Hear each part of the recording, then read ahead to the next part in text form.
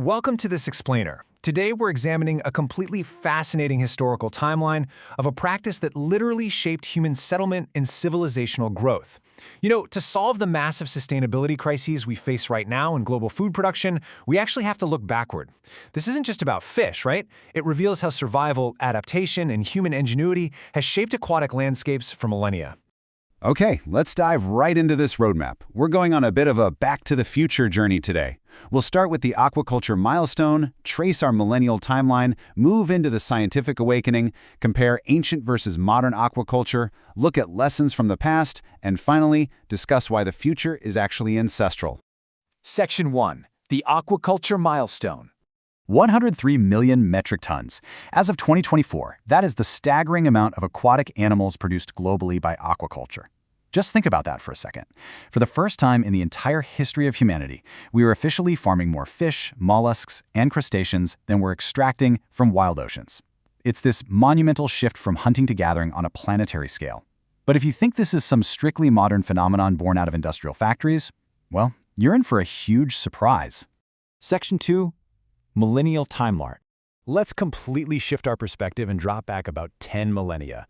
Around 8000 BCE, communities in the Yangtze River Basin were already co-evolving rice farming with common carp culture. Wild, right? By 475 BCE, a Chinese statesman named Fan Li wrote the very first known monograph on pond design and fish breeding. Fast forward to 1200 CE, and Christian monks across Europe were building massive networks of ponds to secure protein for fasting periods during Lent, while the first coastal ponds for milkfish were being engineered all the way over in Java.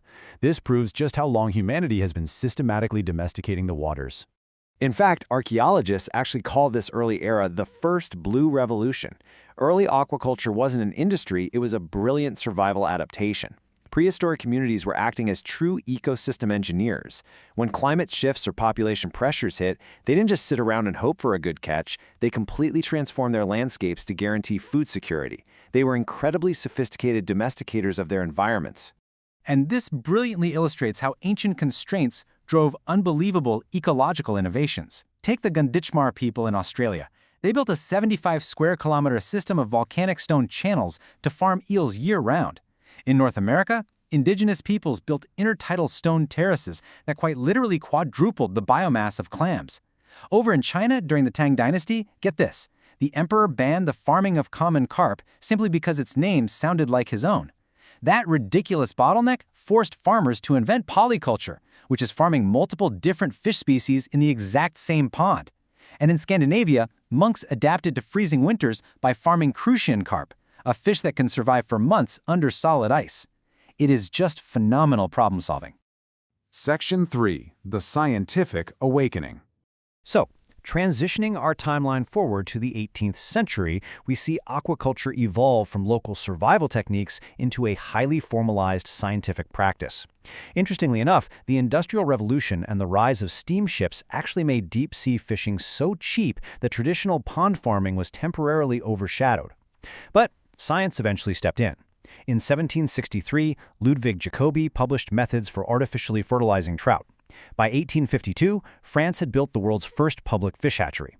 But the biggest foundational challenge, which was how to feed microscopic marine larvae, well, that remained totally unsolved until the 20th century. Then came the 1930s, and a massive breakthrough. Scientists discovered that the dry cysts of a tiny crustacean called Artemia could be stored indefinitely and hatched on demand. This gave hatcheries an instant, high-quality live feed. This single biological breakthrough was the ultimate catalyst. It literally made the modern large-scale blue revolution biologically possible, leading directly to the massive commercial salmon and shrimp farms we see today.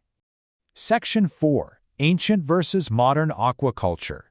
We've arrived at a critical pivot point where we need to clearly contrast the ancient paradigms with our current high-tech reality.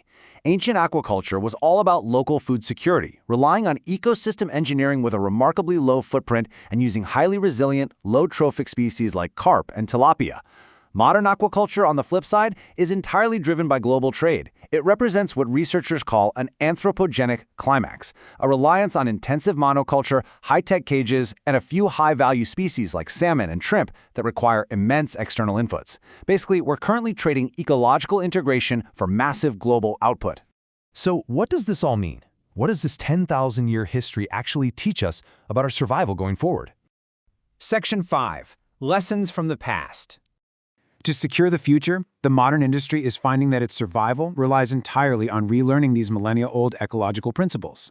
Now, what's really interesting about a concept like IMTA, or integrated multi-trophic aquaculture, is how cutting-edge it sounds. It pairs fed species, like fish, with extractive species like seaweed or oysters, to naturally clean the water and recycle nutrients. But conceptually, this is a direct descendant of that ancient Chinese polyculture invented out of necessity during the Tang Dynasty.